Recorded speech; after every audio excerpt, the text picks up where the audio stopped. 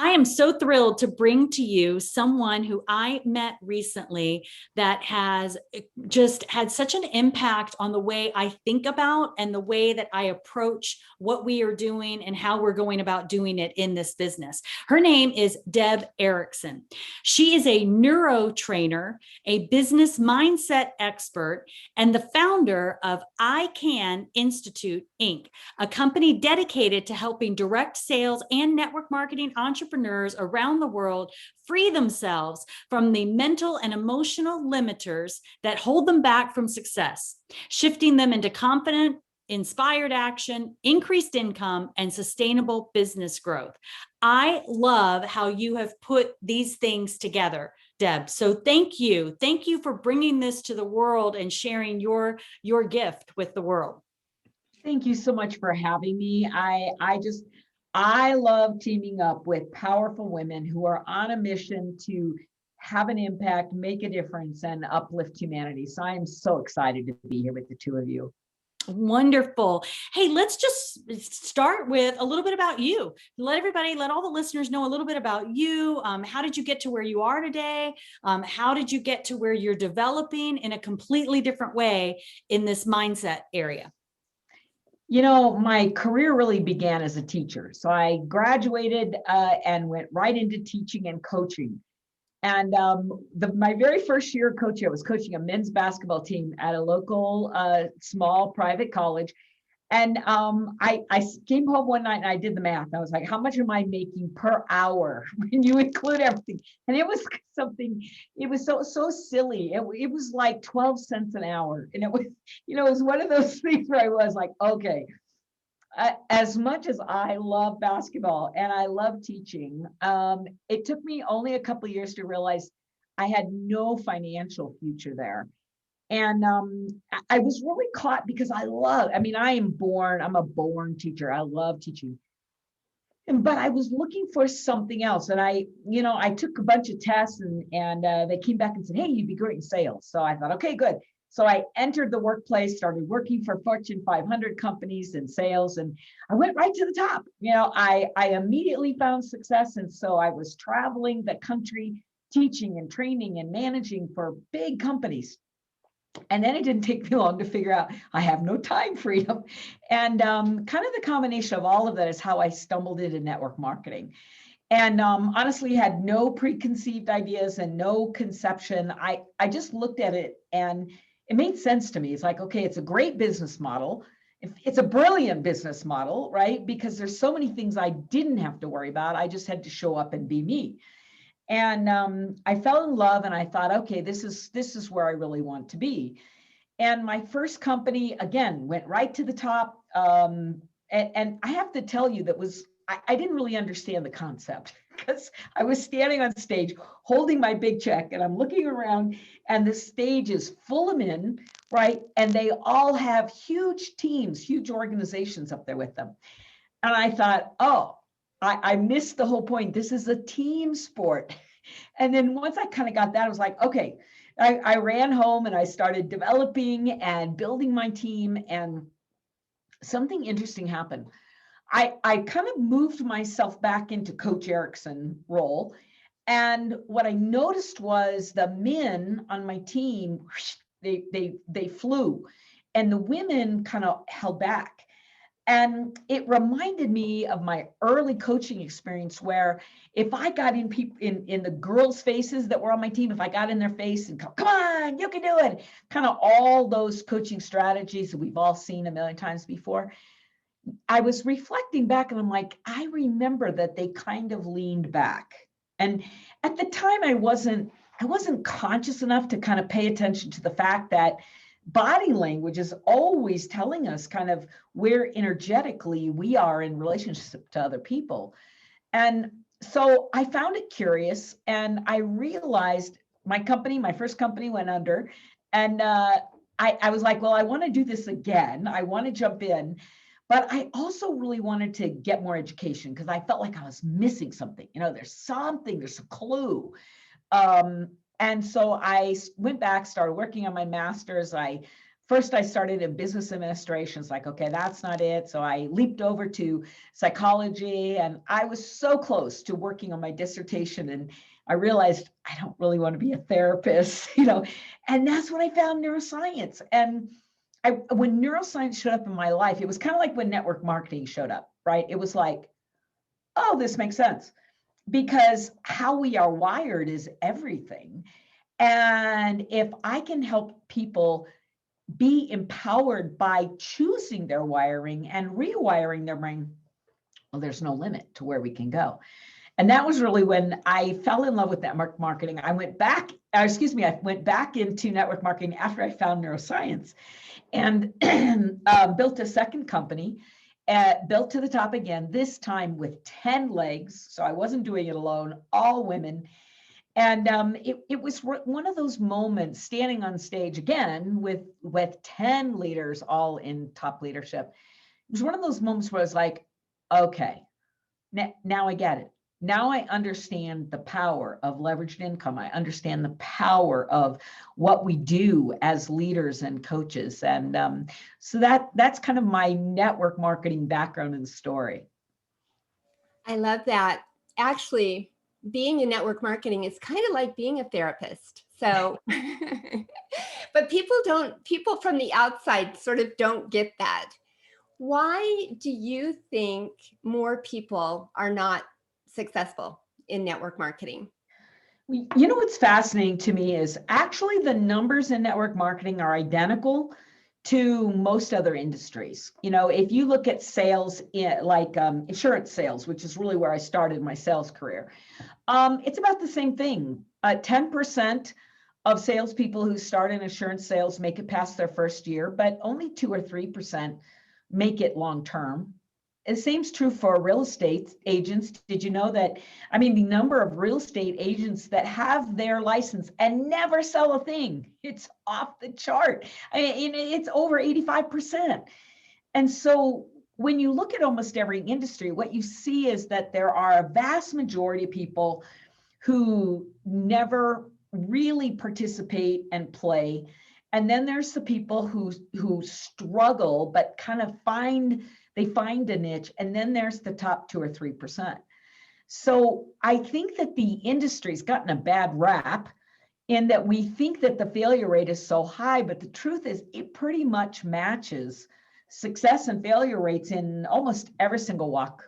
So the question we really ought to be asking ourselves is, why do so many people fail at everything that they go after? Why don't more people succeed? That's a great question. And that was a great answer. I love that answer. So, so what advice would you give to someone that's getting into network marketing? And I think one of the things that I love the most about your trainings, Deb, is that you really do, I hope you guys can't hear my lawnmen outside. You really do treat women differently than men. And I think that's so important. I don't think enough people really look at the differences. So maybe what advice would you give, to women that are looking at this business?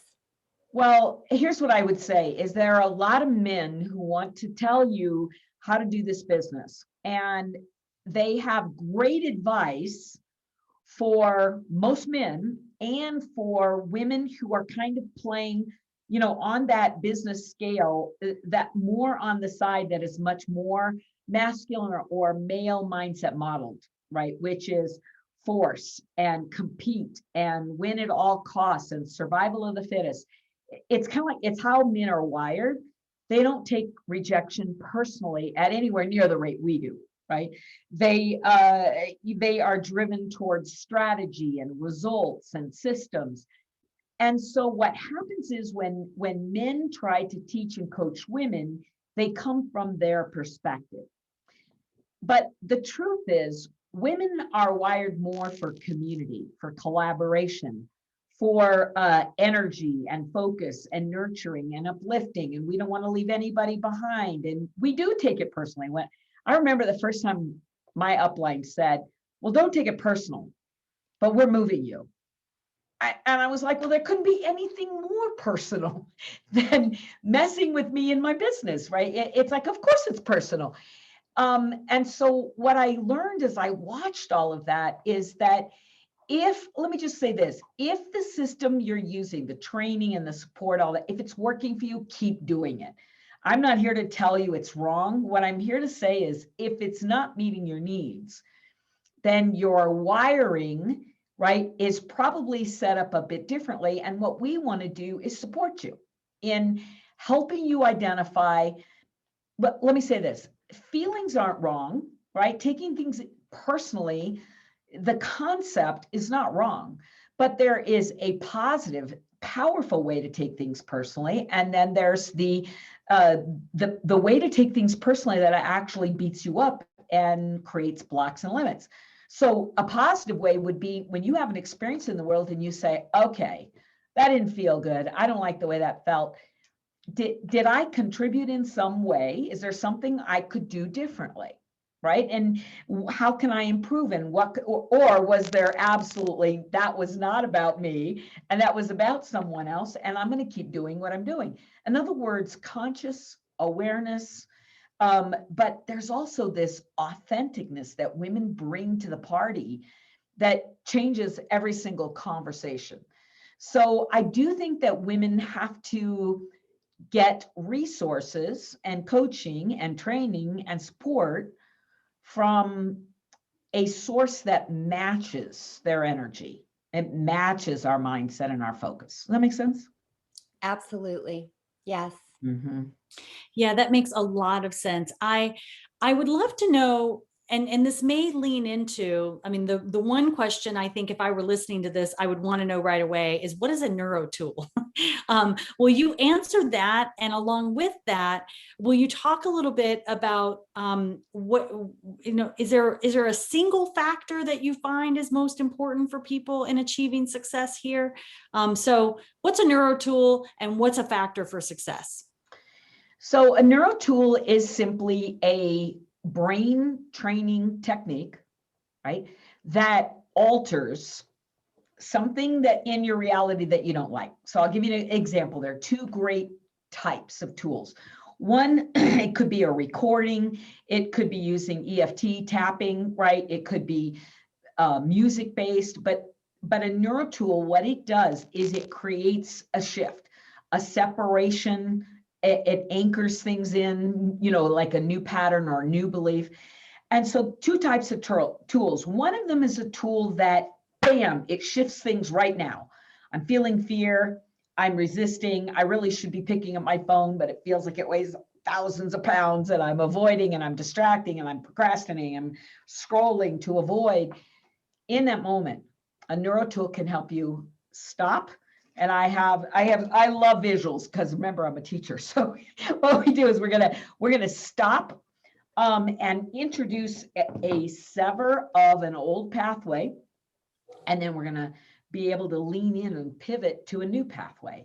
So I would say the tools that shift in the now move you from something unwanted into something wanted. So I'm feeling passive and I want to move into action. I want to be motivated. I want to be inspired, and I'm feeling resistance and I want to get into flow. And so some of these neuro tools they interrupt a pattern and they pivot to a new reality. The other kind of neuro tool, which honestly is one of my favorites, is a neuro tool that elevates your core belief, the baseline of who you think you are. So our core beliefs are people are, life is, I am, right? People are, life is, I am. And so what that means is those are kind of the driving forces. Our beliefs about all of that are the driving forces. And so if you think I'm not enough, that's going to inspire thoughts every day like, why bother? I can't do it anyway. She can do it. I can't do it. And so those thoughts are going to generate feelings of resistance and doubt and uncertainty and fear of rejection. And then those feelings usually move us away from action. This is why we know what to do, but we're not doing it, right? And then that brings us results that we're not happy with. So a core neuro tool, a reprogramming neuro tool, every single day that you're listening to it, what it's doing is it's embedding new language into the brain. So instead of thinking, I'm not enough, I can't do it, who do I think I am? Instead, it's saying, this NeuroTool is saying, I'm unstoppable. I could do anything. I got this, right? I'm irresistible. I'm a magnet. And as we elevate the core belief, somebody who wakes up saying they're a 5 on a scale of 1 to 10, their energy, day 1, in a matter of weeks, they wake up feeling like, hey, I'm a 7. And so in a matter of additional weeks, they're an 8.5, and they wake up pretty soon. Their starting point is a 7, 8, 9, 10, instead of being back here 4, 5, 6. And so when we elevate the core, what we do is we just make the business so much easier. That we release the struggle, we release the stuck and the stalled and the slow, right? And we move into really more ease and flow. And that, to me, that's what a NeuroTool is designed to do, get you out of stuck, in flow, one way or another. Good? I love that. A NeuroTool gets you out of stuck and into flow. Yep. I love that. So what do you find is the most common factor for someone to achieve what they want to achieve? What does it come down to? You know, I'm going to say a course mindset, which is really, in fact, we did a survey and 97% of the people who weren't achieving their goals said it was a mindset block. So I know it's mindset. But I want to break it down even further, because while it begins with feelings of not enough, feeling of, I don't know if I can, I don't know if it's possible. I'm going to break it down to emotion and tell you this, right? That if you drew a line on a sheet of paper from one side to the other, -10 would be desperation, hopelessness, and +10 would be absolute bliss. 0 is in the middle, right? And that's kind of a neutral energy. What I'll tell you is that most women spend the vast majority of their day on the negative side of the emotional scale. We compare ourselves to others, right? We identify there's just not enough time, not enough me, I can't do it. And so comparison and judgment and guilt and impatience and all of that negative emotion, it's making everything harder. So I kind of think of it this way. If I told you, I'm going to give you $1 million if you can run across the football field, right? So do a 100-yard dash and do it in 5 minutes. 5 minutes, can you do that? Right? Fastest man in the world can do it in 8 or 9 seconds. Can I do it in 5 minutes? Yeah, I probably can walk that. But what if I told you, oh, I forgot to tell you this. You need to walk through waist-deep mud and carry a 50-pound backpack. And I'm going to attach a bungee cord to your waist. And, every 10 yards, I'm going to pull you back. Now, can you do it? And that's kind of what it feels like for so many women, is we are carrying the weight of our past and we keep getting dragged back by negative emotion, right? And it's a struggle. It's hard. And this business is the greatest business in the world. It should be so fun, so easy, so joyful, so playful. That's really the energy in life that makes you move fast. I love that analogy, because I really do think a lot of people that get into this business do feel like they've got that bungee cord and, they're carrying the weights. I love the way it seems like you get to the root of the issues in a way that I've never experienced. And for me, what I'd like to hear from you is how to really differentiate the uniqueness. I mean, I think there are so many options out there today, coaching and courses and, all kinds of things are available to people that get into this business. How would you say that yours are unique, and how do you differentiate what you do with people? So it's a great question. Being a teacher, of course, I love to teach. But what that really means is that everything I've created comes from teacher education models, right? And we know how adults learn, we know how women learn. And so everything I've done is packaged in a system to support really a working woman. So here's what I mean by that. The teaching modules are shorter, right? Where instead of going hours on end, usually it's 5 to 15, 20 minutes, sometimes max, where it's like, look, let's get into it. Let's get you what you need and then help you go apply, learn, apply, learn, apply. So kind of the motto around the system is learn it, do it, live it. Learn it, do it, live it. So what we mean is, hey, learn the concept so you have a cognitive awareness, so you get the importance. You know why that's important for women is we learn better when we know, okay, how's this going to impact me, my business? What does this mean, right? So you're going to learn the neuroscience directed at any one topic, and really get to the specific point of it, like right now. The second piece, when we talk about do it, what that really means is that I'm going to send you out with guided practice. If you're an educator, you know what guided practice means. It means you get an assignment. So go do it, right? I'm going to support you in this process. You're going to come back and I'll give you feedback. So the guided practice is really where the NeuroTools come in. So people have ready access to, they call it Deb in their heads, right? Because it's the NeuroTools where, yes, I'm speaking all the time, but it's the NeuroTools that they can get in and get access to. And what it does is it immediately opens the path for them to get into action. So they've learned the concept, and then I'm beside them, walking beside them through the NeuroTools, and I can help them get past the block, past the block, past the block. And then finally, live it is really about repetition. So the way we retrain our brains is the same way it was trained in the first place, repetition over time. So what we know is that your brain was well formed as far as your patterns and your belief, and really, honestly, your limitations, they were all embedded very early, probably the first 7 years of life.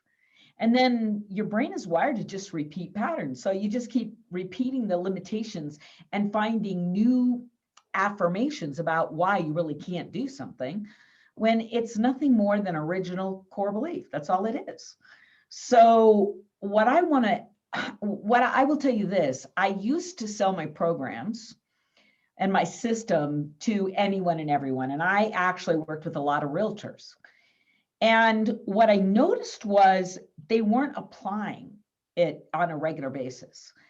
And they weren't in community. There was no natural way for them to get together and be supportive and show up. And so it just fizzled a little bit.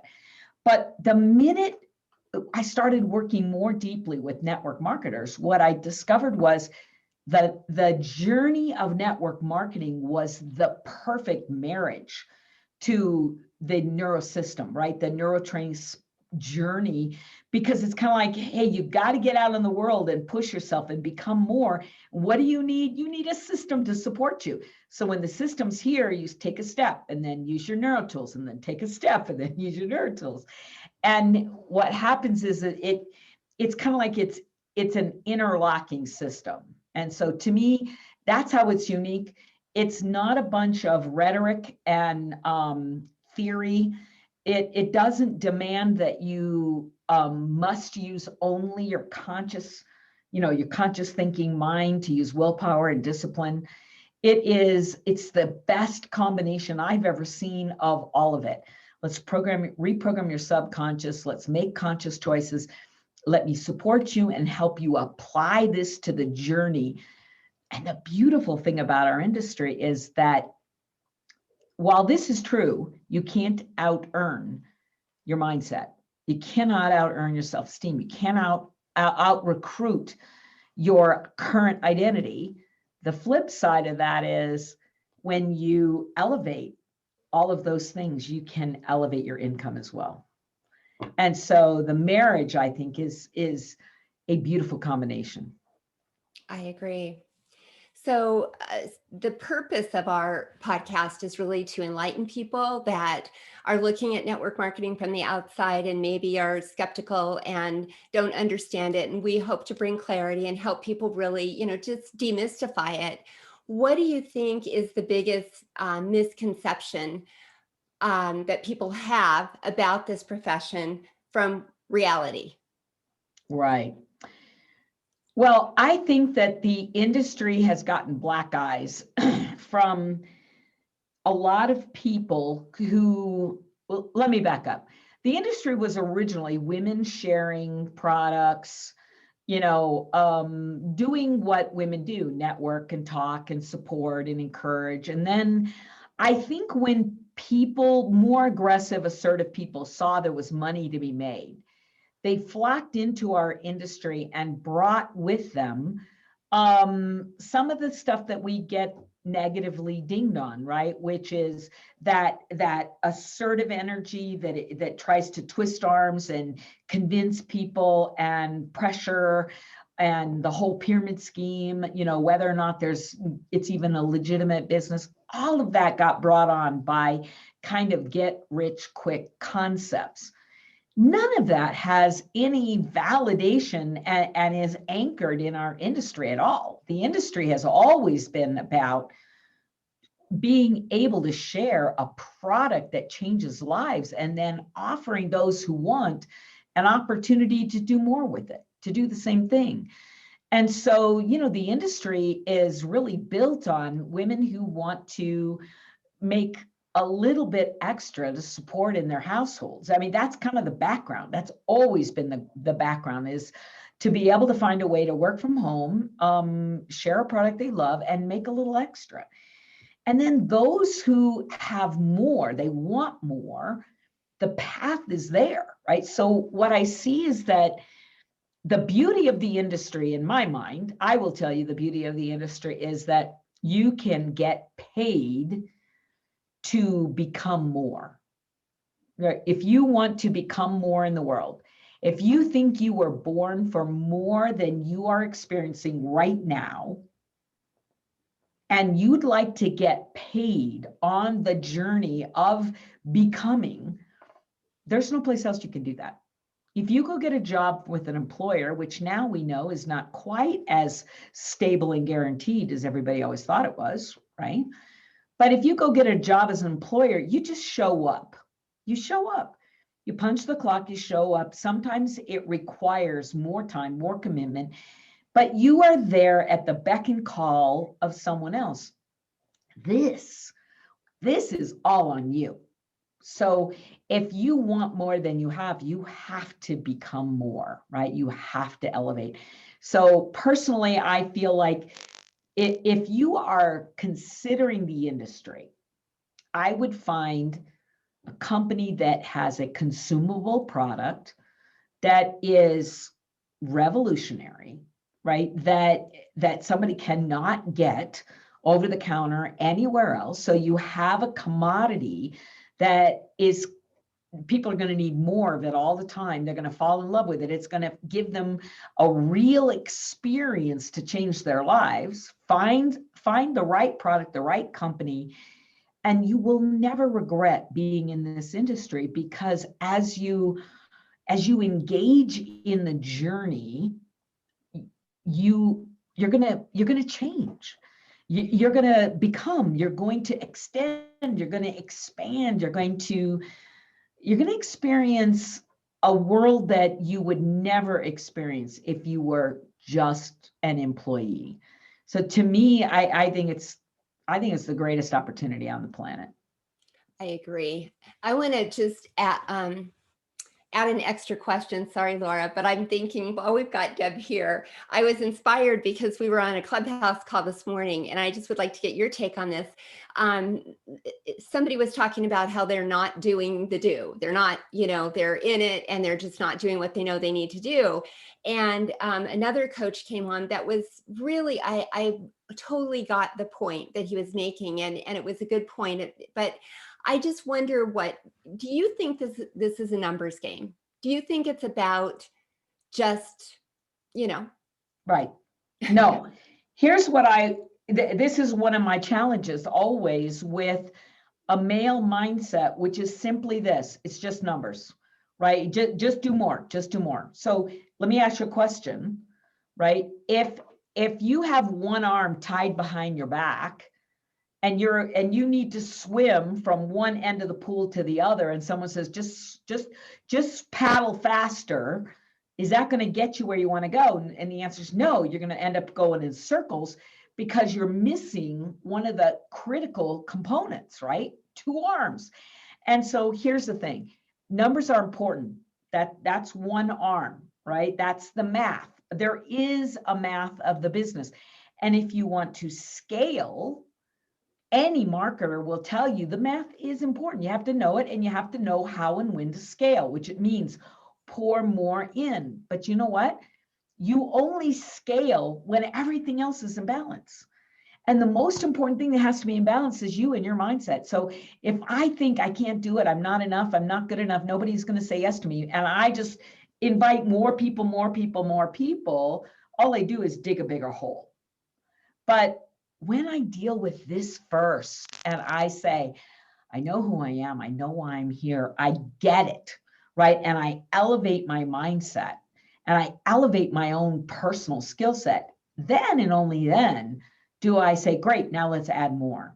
So here's the way I would say that is, I would say it's an energy game.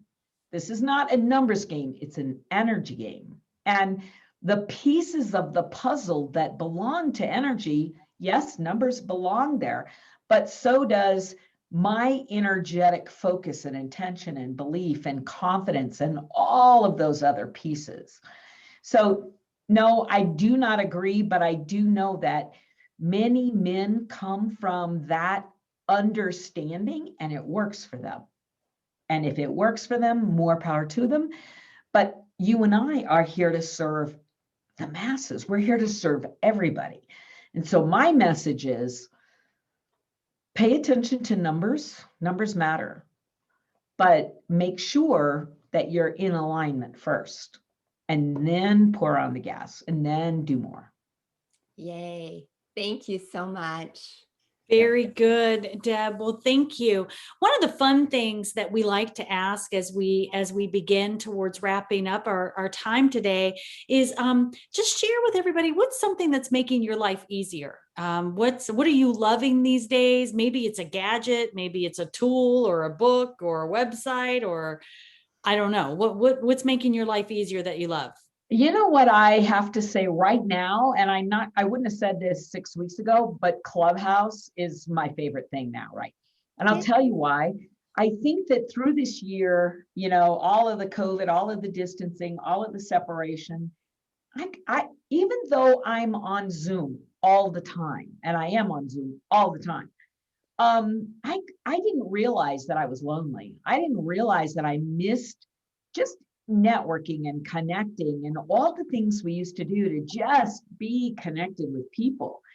And so what Clubhouse is really offering is an opportunity for people to connect with people, just to be able to have those conversations and to get in a room and to eavesdrop a little bit and see what conversations are going on. And I mean, I've been kind of shocked at, number one, how much fun it is. And then number two, I think how productive it is. I've just been shocked at the connections that I've been able to make and the new relationships that have been forming. And so to me, that I have to say, I mean, I love gadgets. I love to read, but I got to tell you, Clubhouse is rocking my world right now. And I think it's really filling a void that we've all kind of been through in the last year or so. Oh, that's very good. Yeah, we are discovering and enjoying our time over there too. And it is kind of neat because everybody feels like they're new together, Yeah. So we're all sort of learning it together, but it's very good. Well, one of the other things we like to talk about is it's representative of this industry that I just find a lot of folks are philanthropic and generate in order to be generous and to give back. So we like to ask anyone that we're interviewing, what are some causes that you give back to that are important to you? The thing that has always mattered most to me is kids. And I was an elementary teacher, a junior high teacher, a high school teacher, a college teacher. And so I had been, and then when I first went on the road, I started speaking on the road. It's really where I mastered my keynote address. I was speaking to high school kids. Can you imagine 4,000 high school kids in a gym? And you got to bring the heat. And so I love kids. I used to do board breaks. I used to go to leadership events for them. And so that is always my passion, is trying to help support kids any age, anything they're dealing with, really kind of elevating that. In fact, I built an entire class just for kids on my platform. And so engaging with and coaching kids that are participating in that journey, that to me that's the best place I could put my energy is in today's youth. I love that. I love that you've developed tools for kids too. That is so exciting. Mm-hmm. Mm-hmm. I have to tell you this, they break through so much faster than we do. They also go downhill faster than we do because their emotion is really big, but their blocks aren't as strong. And so it's really important right now to pay attention to the fact that kids are struggling and they don't have enough life experience to say, this will pass. It's going to be, we'll get through it. They don't have that. It feels like whatever they're feeling is forever. So they do need tools right now. They do need love and support. And it's exciting to kind of do that and be that so that they can elevate and move past. What's the ideal age, since we're talking about that, what's the ideal age to get kids involved in those tools, would you say? Well, most of the tools that I have right now on my site are really for younger kids. And so as soon as kids understand language, they should start using NeuroTools. There is a neuro tool that you can use to have while they're falling asleep. Remember that your subconscious mind never sleeps. And so as a little one is falling to sleep, it's a great time to have it. In fact, I was talking to a mom the other day and she said he calls you his nighttime angel.